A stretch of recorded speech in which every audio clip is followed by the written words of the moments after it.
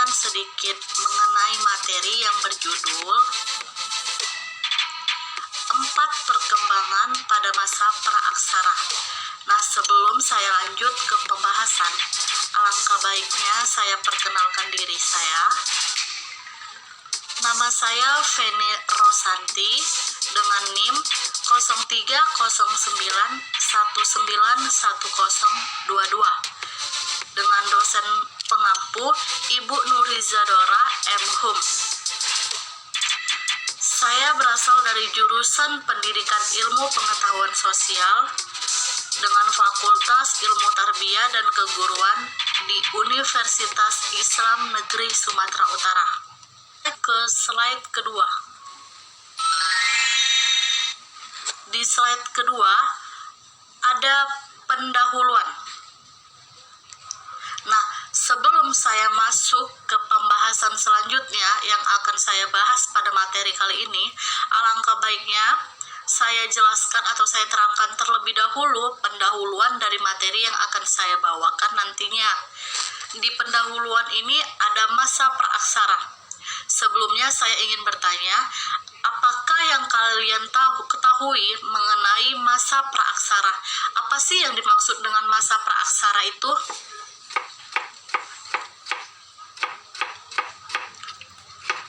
Nah, di sini saya akan menjelaskan atau menerangkan sedikit mengenai masa praaksara. Menurut saya, masa praaksara merupakan masa di mana manusia belum mengenal atau mengetahui segala sesuatu, baik itu tulisan, kebudayaan modern, apalagi mengenai teknologi. Masa itu juga disebut dengan masa primitif atau bisa dikatakan sebagai masa kehidupan lampau pada manusia.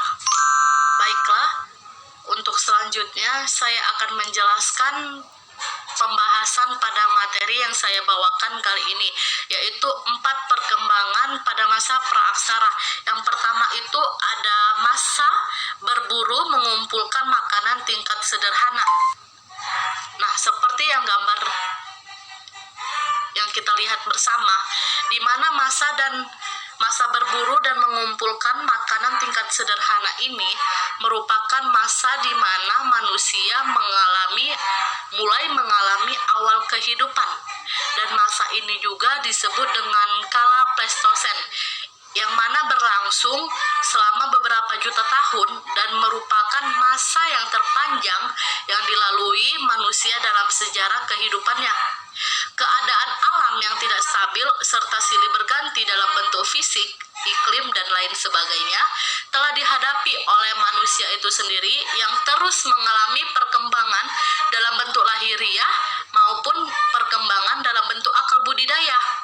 Untuk selanjutnya, seperti gambar yang kita lihat bersama, bahwa perburuan dan pengumpulan makanan sudah menjadi kegiatan pokok sehari-hari dengan menggunakan peralatan dari batu, kayu, dan juga tulang yang dipakai untuk keperluan kegiatan tersebut itu juga. Kegiatan yang dimaksud yaitu kegiatan perburuan dan pengumpulan makanan pada manusia pada masa praaksara zaman dahulu. Nah, di Indonesia, cara hidup berburu dan meramu makanan secara sederhana sudah dialami terlebih dahulu oleh manusia jenis Pithecanthropus atau Homo erectus dan manusia wajak atau manusia Homo sapiens. Nah, untuk gambar selanjutnya di mana menunjukkan bahwa jadi jelas sekali bahwa kehidupan di kalangan itu masih sangat sederhana, kemudian berangsur-angsur mengalami kemajuan sesuai dengan pengalaman-pengalaman yang diperoleh oleh manusia itu sendiri dari masa ke masa. Kemajuan-kemajuan dalam masa kehidupan manusia tersebut yang panjang itu tampak sangat lambat dan sangat memperhatikan juga terhadap ketergantungan kepada alam lingkungannya. Nah, pada masa berburu dan mengumpulkan makanan tingkat sederhana, terdapat pula poin-poin yang akan saya jelaskan. Yang A, keadaan bumi pada kala Pleistosen.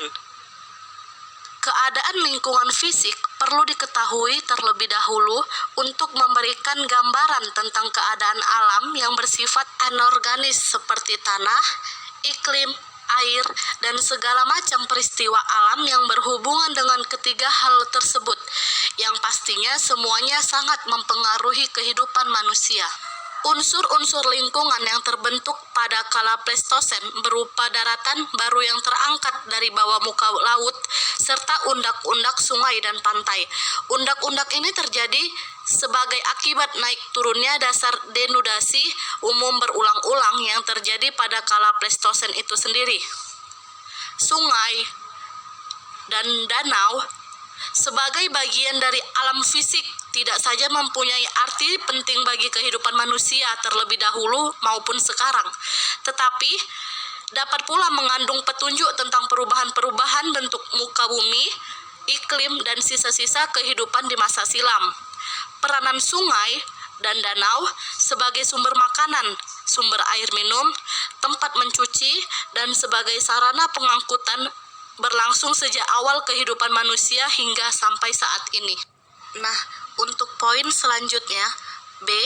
Alam binatang dan tumbuh-tumbuhan. Gambaran tentang kehidupan serta lingkungan hidup hewan pada kala Pleistosen dapat disusun dari fosil-fosil hewan yang pernah ditemukan. Pada umumnya, hewan-hewan yang hidup pada kala ini merupakan hasil evolusi dari hewan-hewan pada masa sebelumnya, khususnya pada zaman tersier. Dalam proses perkembangannya dari zaman ke zaman yang berlangsung jutaan tahun lamanya, ternyata ada beberapa hewan yang punah atau bahkan mengalami perkembangan bentuk fisik pada suatu zaman tertentu, misalnya saja pada jenis hewan seperti kuda dan juga gajah. Kondisi kehidupan hewan pada kala Pleistosen pada dasarnya tidak banyak berbeda dari kehidupan manusia, dalam arti bahwa hewan-hewan juga terikat oleh keadaan iklim dan tumbuhan. Tiap perubahan iklim dapat mengakibatkan berubahnya atau berpindahnya kelompok hewan itu. Gangguan lain terhadap kehidupan hewan di samping iklim dan bencana alam ialah ancaman dari sesama hewan, dan yang terbesar adalah gangguan yang berasal dari manusia. Pada kala Pleistosen ini, tingkat hidup manusia masih sangat bergantung pada alam, dan kemampuan manusia pun dalam taraf berburu dan mengumpulkan makanan dari hasil alam sekelilingnya. Oleh sebab itu, penangkapan hewan merupakan salah satu usaha pokok sehari-hari manusia. Jadi, mudahlah dipahami bahwa lenyapnya sebagian hewan kala Pleistosen karena ditangkap dan dimakan oleh manusia itu sendiri. Nah, untuk poin yang selanjutnya, C. Manusia.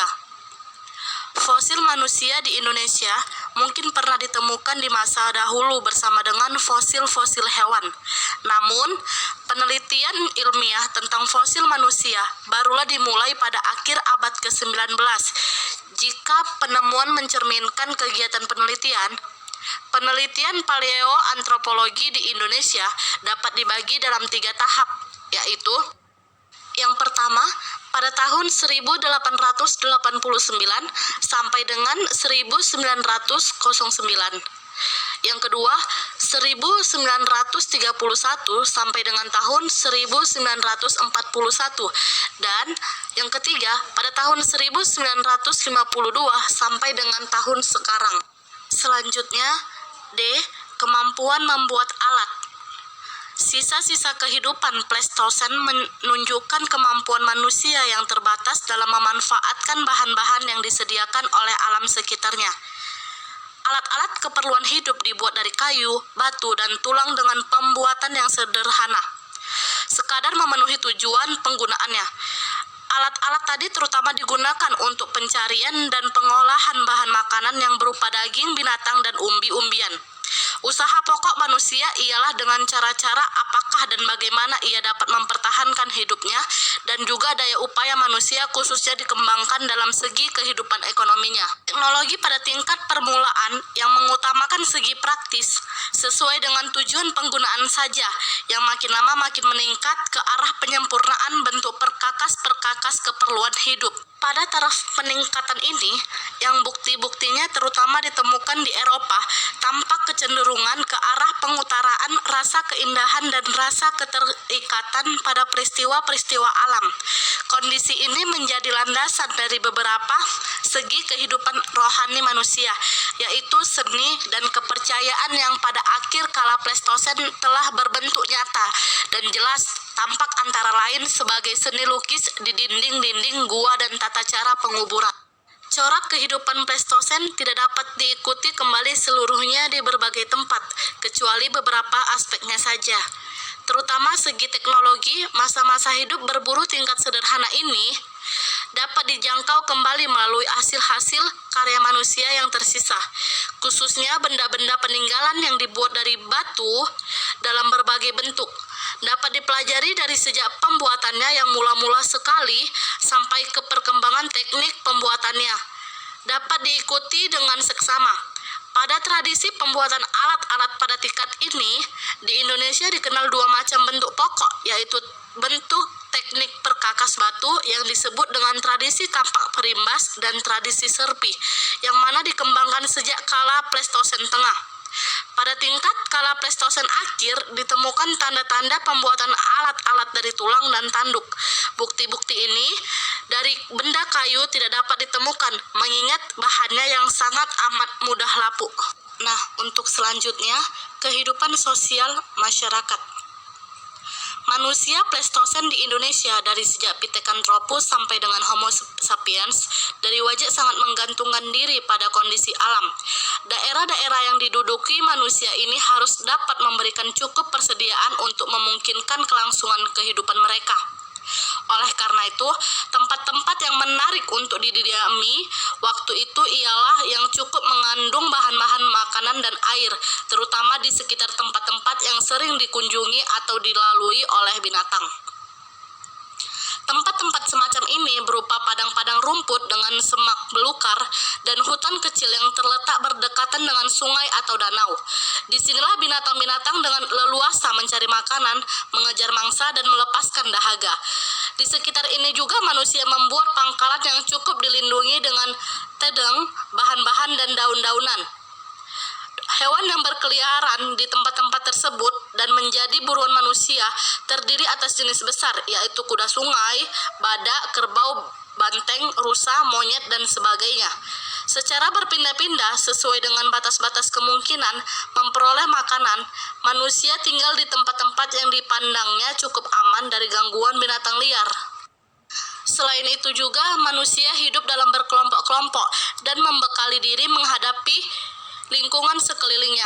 Selain binatang-binatang liar yang diburunya, yang dapat membawa bahaya dan maut bagi diri sendiri, mereka masih menghadapi pula berbagai bencana alam yang ditimbulkan oleh alam, terutama letusan-letusan gunung api. Dalam lapisan-lapisan laharlah, sebagian besar sisa-sisa Pithecanthropus ditemukan kembali bersama-sama tulang berulang hewan besar. Kondisi alam yang liar ini menjadi salah satu sebagai penghambat perkembangan penduduk waktu itu. Selain itu, manusia sendiri membatasi jumlah anggota kelompoknya untuk berhasilnya perburuan, dengan misalnya memusnahkan anak-anak yang baru lahir. Anak-anak tersebut terutama bagi anak perempuan, karena dianggapnya menghalangi gerak berpindah dan memburu binatang. Kematian anak-anak pada waktu lahir dan berbagai penyakit yang menimpa dan memusnahkan manusia menambah pula lambatnya perkembangan penduduk. Menurut perhitungan, jumlah penduduk Pithecanthropus di Jawa selama Pleistosen adalah 500.000 orang. Selanjutnya, untuk perkembangan pada masa praaksara yang kedua, yaitu masa berburu dan mengumpulkan makanan tingkat lanjut. Bisa kita lihat bersama gambarnya, di mana masa berburu dan mengumpulkan makanan tingkat lanjut ini merupakan masa di mana yang kita kenal dengan kala pasca Pleistosen, yaitu masa di mana manusia mulai berusaha untuk beradaptasi dengan alam, namun belum begitu terlalu sempurna, dan corak hidup yang berasal dari masa sebelumnya masih sangat berpengaruh. Tetapi pada masa itu, manusia mulai membuat kreasi-kreasi kecil yang baru sebagai hasil pemikiran akal awalnya, yang mana keadaan lingkungan hidup pada masa ini tidak banyak berbeda dengan keadaan sekarang ini. Hidup berburu dan mengumpulkan makanan yang terdapat di alam sekitarnya masih tetap dilanjutkan. Hal ini terbukti dari bentuk-bentuk alat-alatnya yang dibuat dari batu, tulang, dan kulit kerang. Untuk selanjutnya, pada masa berlangsungnya kehidupan berburu tingkat lanjut ini, terkhusus dalam bentuk keadaan alam, terutama keadaan iklim, hampir tidak berbeda jauh dengan keadaan seperti saat ini. Dalam kehidupannya, manusia mulai tampak kegiatan-kegiatan yang ternyata dapat menghasilkan sesuatu yang belum dicapai pada masa-masa sebelumnya. Di antaranya seperti lukisan-lukisan di dinding gua atau dinding karang. Di samping itu juga telah dilakukannya penguburan bagi seseorang apabila sudah meninggal dunia, dan ikut dikuburkan pula bakal kubur perhiasan-perhiasan dari kulit kerang sebagai berikut. Nah, pada masa berburu dan mengumpulkan makanan tingkat lanjut ini, ada beberapa poin penting yang akan saya bahas. Yang pertama itu ada A. Keadaan bumi pada kala pasca Pleistosen. Perubahan-perubahan penting yang terjadi pada awal kala pasca Pleistosen adalah berubahnya iklim. Berakhirnya masa glasial menyebabkan berakhirnya pula musim dingin dan iklim kemudian menjadi panas, dengan akibat semua daratan yang semula terbentuk karena turunnya muka air laut kemudian tertutup kembali, termasuk paparan Sunda dan paparan Sahul. Pada masa pasca Pleistosen ini, iklim di daerah tropik dan di Indonesia khususnya telah menunjukkan persamaan dengan iklim yang seperti sekarang. Iklim sekarang ini merupakan tingkat awal dari masa glasial dan pluvial kelima. Nah, untuk yang selanjutnya, B. Alam hewan. Jenis hewan yang ditemukan dalam penggalian purbakala di beberapa gua di Jawa, Sulawesi Selatan, Flores Timur, dan situs terbuka di Sumatera Utara telah menunjukkan persamaan dengan hewan-hewan yang seperti sekarang ini, walaupun beberapa spesies tertentu menunjukkan bentuk-bentuk lebih besar daripada hewan sekarang. Tulang-tulang hewan pasca Pleistosen umumnya ditemukan bersama-sama dengan berbagai tulang manusia dari ras Australit, Melanesid, atau Mongoloid bersama-sama dengan alat-alat budayanya, sehingga menggambarkan tentang kehidupan manusia pada kala pasca Pleistosen, yang mana dapat diketahui lebih jelas daripada kehidupan pada kala Pleistosen. Nah, untuk selanjutnya yang C. Pengembangan kemahiran membuat artefak.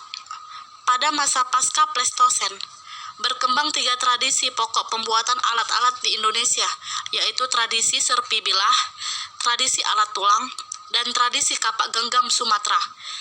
Alat-alat ini dibuat pula dari kulit kerang, tetapi bentuk dan jumlahnya tidak menonjol.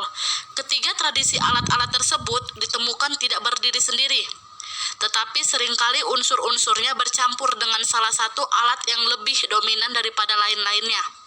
Persebaran meliputi Sumatera, Jawa, Sulawesi, Bali, Kepulauan Nusa Tenggara Timur, Kepulauan Maluku, dan juga Irian atau Papua.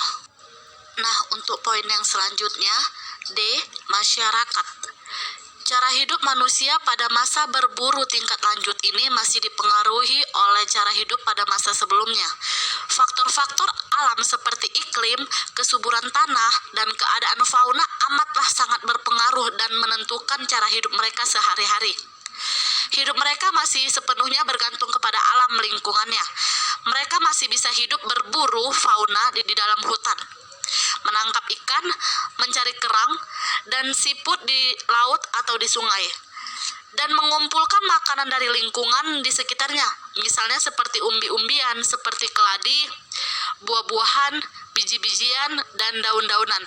Hidup berburu dan mengumpul makanan adalah cara hidup yang pokok pada masa saat itu. Dalam hidup yang bergantung sepenuhnya kepada alam lingkungan itu, mereka telah menunjukkan pula keinginan untuk bertempat tinggal di dalam gua-gua alam atau gua-gua payung atau ceruk, walaupun secara tidak menetap. Mereka memilih gua-gua yang tidak jauh dari sumber air atau di dekat sungai yang mengandung sumber-sumber makanan seperti ikan, kerang, dan juga siput. Di gua-gua ini mereka melangsungkan hidupnya. Selama di lingkungan sekitarnya masih terdapat sumber-sumber hidup yang mencukupi kebutuhannya. Situs ini akan ditinggalkannya dan mereka akan berpindah ke tempat yang lain apabila di situs yang pertama tadi tidak mungkin lagi untuk melanjutkan kehidupannya akibat bahan-bahan makanan sudah berkurang. Demikian pula dengan cara hidup di situs-situs terbuka di pedalaman dan tepi pantai, mencari kerang, binatang-binatang darat, dan bahkan binatang-binatang laut menjadi kegiatan utama bagi mereka, di samping berburu dan meramu. Untuk selanjutnya kita masuk ke pembahasan ketiga, perkembangan pada masa praaksara. Yang ketiga ada masa bercocok tanam. Seperti yang kita lihat gambar di layar ya, bahwa setelah cara hidup berburu dan mengumpulkan makanan yang sudah dilampaui oleh manusia zaman dahulu, manusia menginjak suatu masa kehidupan yang disebut dengan masa bercocok tanam. Masa ini sangatlah penting dalam sejarah perkembangan dan peradaban masyarakat, karena pada masa ini juga beberapa penemuan berupa penguasaan sumber-sumber alam bertambah lebih cepat. Berbagai macam tumbuh-tumbuhan dan hewan juga mulai dipelihara dan juga bahkan dijinakkan. Cara untuk memanfaatkan hutan belukar mulai dikembangkan sehingga terciptalah ladang-ladang yang memberikan hasil-hasil pertanian. Meski sifatnya masih sangat sederhana, untuk memenuhi kebutuhan protein hewani, kegiatan berburu dan menangkap ikan masih terus dilakukan, selain mata pencaharian bercocok tanam yang menghasilkan kebutuhan pokok masyarakat itu sendiri. Untuk selanjutnya, dapat disimpulkan bahwa pada masa ini, masa di mana manusia sudah bisa menyesuaikan diri dengan alam, yaitu dengan cara melakukan penanaman tanaman secara tradisional, dan pada masa ini juga mulai ada tanda-tanda cara hidup menetap di suatu perkampungan yang terdiri atas tempat tinggal sederhana yang sudah didiami secara berkelompok oleh beberapa keluarga. Populasi mulai meningkat dan kegiatan-kegiatan dalam kehidupan perkampungan yang terutama ditujukan untuk mencukupi kehidupan mereka bersama mulai diatur dan dibagi antar kelompok masyarakat. Selain segi teknologi dalam menghasilkan berbeda-beda untuk keperluan sehari-hari seperti pakaian, gerebah, dan alat-alat kerja mulai ditingkatkan. Unsur kepercayaan dalam kehidupan perkampungan ini pun mulai memainkan peran yang penting. Unsur kepercayaan ini sangat erat berhubungan dengan keinginan untuk meningkatkan dan mempertahankan kesejahteraan hidup mereka untuk bersama. Nah, pada masa bercocok tanam, terdapat poin-poin yang sedikit saya akan jelaskan. Yang pertama, manusia. Di masa bercocok tanam, kelompok manusia sudah lebih besar karena pertanian dan peternakan dapat memberi makanan penduduk dalam jumlah yang lebih besar. Kepadatan penduduk lambat laun meningkat menjadi 2 per kilometer. Makanan yang dihasilkan lebih banyak dan lebih teratur. Dengan bertani, kira-kira 3% dari tenaga yang dikeluarkan setiap hari sudah cukup untuk menghasilkan makanan. Anak dalam jumlah banyak menguntungkan dalam masyarakat pertanian karena dapat membantu dalam berbagai kegiatan. Anak bukanlah beban karena pada umur yang muda sudah produktif. Tidak mengherankan kalau di masa bercocok tanam, jumlah anak dalam tiap keluarga lebih banyak daripada di masa sebelumnya. Nah, untuk poin selanjutnya, B. Peningkatan kemampuan membuat alat. Masa bercocok tanam di Indonesia dimulai kira-kira bersamaan dengan berkembangnya kemahiran mengumpam alat-alat batu serta dikenalnya pembuatan gerabah. Tradisi pengumpam alat-alat batu telah telah dikenal luas di kalangan penduduk di Kepulauan Indonesia. Bukti-bukti penemuan memperlihatkan tingkat kronologis serta hubungannya dengan daratan Asia Tenggara dan Asia Timur. Alat-alat yang pada umumnya diasah atau diumpam adalah beliung dan kapak batu, yang di beberapa tempat pengumpaman juga dilakukan pada mata panah dan mata tombak. Beliung dan kapak batu ditemukan tersebut di seluruh kepulauan dan seringkali dianggap sebagai petunjuk umum tentang masa bercocok tanam di Indonesia. Selain kedua macam alat tersebut, dalam masa bercocok tanam dihasilkan pula alat-alat obsidian dan mata panah yang digunakan sebagai alat berburu. Dihasilkan pula benda-benda lain seperti alat pemukul kulit kayu dan perhiasan. Nah, untuk poin selanjutnya, C. Masyarakat bertani. Dari bukti alat-alat yang telah diuraikan sebelumnya, tampak jelas sekali bahwa cara hidup berburu dan mengumpul makanan berangsur-angsur telah ditinggalkan. Masyarakat mulai menunjukkan tanda-tanda menetap di suatu tempat serta mengembangkan penghidupan baru berupa kegiatan bercocok tanam secara sederhana dan penjinakan hewan-hewan tertentu.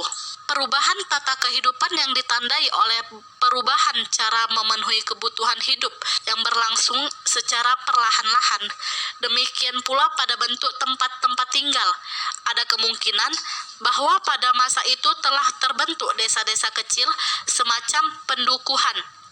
Pada tiap duku terdapat beberapa tempat tinggal yang dibangun secara tidak beraturan. Nah, untuk selanjutnya, D. Pemujaan nenek moyang. Masyarakat masa bercocok tanam ini memiliki ciri khas yang sesuai dengan perkembangan penemuan-penemuan barunya. Timbullah anggapan bahwa tanah merupakan suatu unsur penting dalam kehidupan. Hal inilah yang membangkitkan gairah untuk lebih memanfaatkan kegunaan tanah selain penguasaan terhadap binatang-binatang yang akhirnya mulai dijinakkan. Nilai-nilai hidup makin berkembang dan manusia pun pada waktu itu sudah tidak lagi menggantungkan hidupnya pada alam, tetapi sudah menguasai alam lingkungan sekitarnya dan aktif membuat perubahan-perubahan. Sebagai masyarakat petani, penduduk sudah dapat memproduksi makanan sehari-hari. Salah satu segi yang menonjol dalam masyarakat adalah sikap terhadap alam kehidupan sesudah mati. Kepercayaan bahwa roh seseorang tidak lenyap pada saat orang meninggal sangat mempengaruhi kehidupan manusia. Roh dianggap mempunyai kehidupan di alamnya tersendiri sesudah orang itu meninggal. Upacara yang paling mencolok adalah upacara pada waktu penguburan, terutama bagi mereka yang dianggap terkemuka oleh masyarakat. Pelaksanaan penguburan dilakukan dengan cara langsung maupun tidak langsung, di tempat yang sering dihubungkan dengan asal-usul anggota masyarakat atau tempat-tempat yang sudah dianggap sebagai tempat tinggal arwah nenek moyang. Seseorang yang mati biasanya dibekali bermacam-macam barang keperluan sehari-harinya, seperti perhiasan dan periuk yang dikubur bersama-sama, dengan maksud agar perjalanan si orang yang mati ke dunia arwah dan kehidupannya selanjutnya akan terjamin sebaik-baiknya. Jika tempat-tempat tersebut terlalu jauh atau sulit dicapai, orang yang mati tersebut cukup dikuburkan di suatu tempat dengan meletakkan mayat yang diarahkan ke suatu tempat yang dimaksud.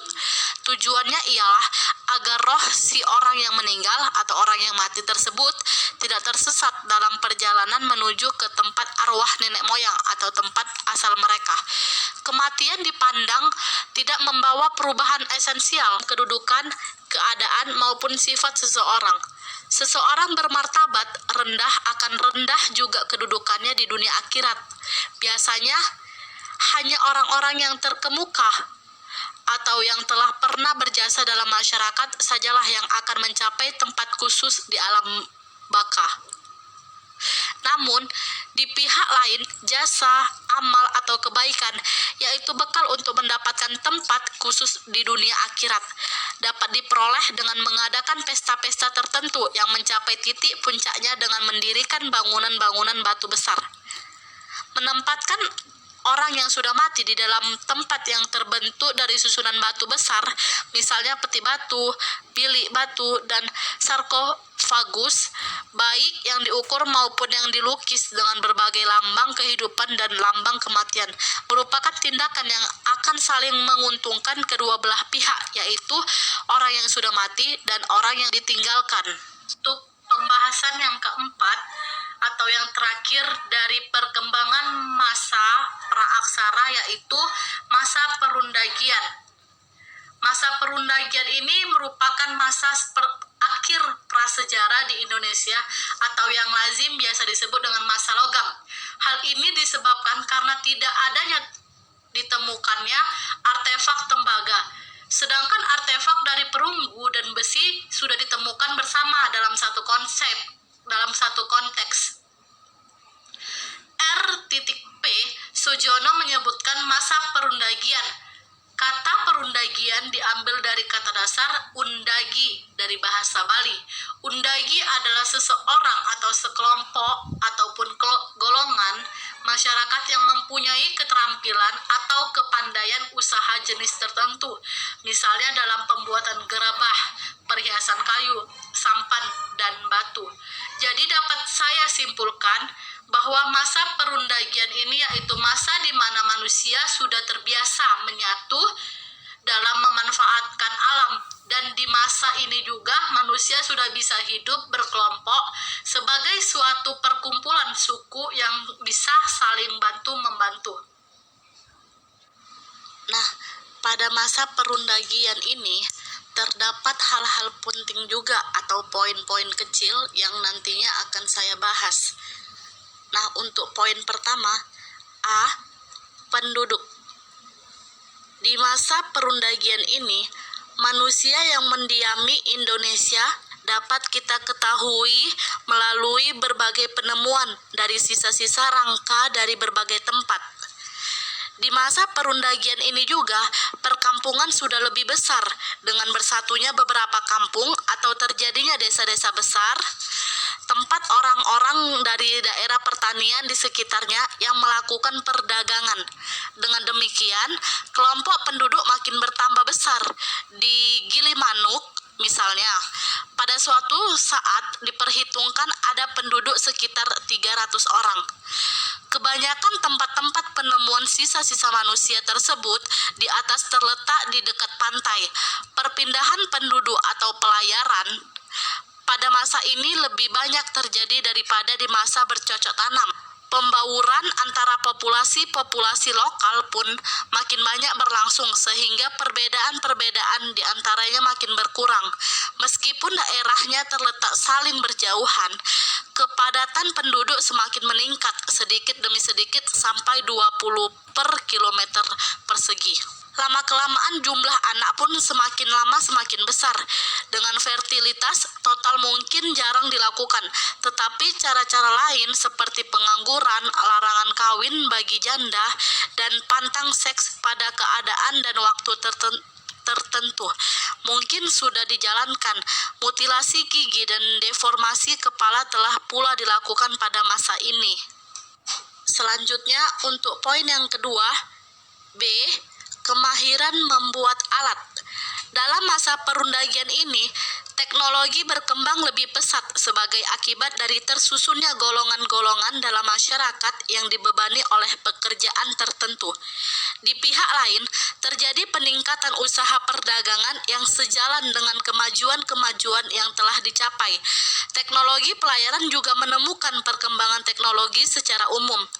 Kontak-kontak kultural terjadi bersamaan dengan proses perdagangan yang arusnya semakin meningkat. Hal tersebut akan berpengaruh pula pada sistem sosial yang telah mengklasifikasi diri dalam segmen-segmen sosial ekonomi yang pola-polanya telah terbentuk karena faktor lingkungan, demografi, serta juga kebutuhan biologis dan spiritual. Pada masa teknologi, pembuatan benda-benda jauh lebih tinggi tingkatnya dibandingkan dengan masa sebelumnya. Hal tersebut dimulai dengan penemuan-penemuan baru berupa teknik peleburan, pencampuran, penempaan, dan pencetakan jenis-jenis logam. Sebagai tingkat-tingkat teknik, itu dikenal rupa-rupanya telah dikenal sebagai tembaga dan emas. Kedua macam logam ini sangat mudah dilebur karena titik leburnya tidak begitu tinggi. Tembaga yang mula-mulanya ditemukan dapat dibuat menjadi benda dalam berbagai bentuk yang membutuhkan sedikit pengetahuan penuangan.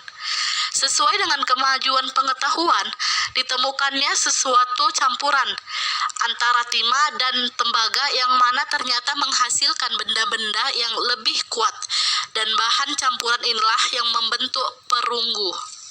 Selanjutnya untuk poin yang ketiga, C. Masyarakat.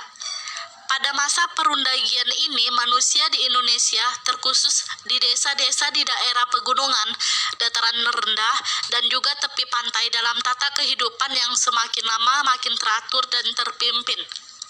Kemajuan-kemajuan yang telah dicapai dalam bidang teknologi yang bertujuan untuk meningkatkan kesejahteraan kehidupan serta terdapatnya surplus dalam memenuhi kebutuhan dan juga keperluan hidup mengakibatkan meningkatnya jumlah penduduk di mana-mana. Timbullah desa-desa besar yang merupakan gabungan dari kampung-kampung kecil. Dalam tata kehidupan yang sudah teratur, berburu binatang liar seperti harimau dan kijang masih tetap dilakukan. Perburuan ini selain untuk menambah mata pencaharian, juga dimaksudkan untuk menunjukkan tingkat keberanian dan kegagalan dalam lingkungan masyarakatnya. Perburuan dilakukan dengan menggunakan tombak, panah, dan jerat yang dibuat dari bambu dan atau rotan yang ujungnya dilingkarkan. Kegiatan ini dilakukan serta perorangan atau beramai-ramai dengan naik kuda mengeroyok binatang buruan.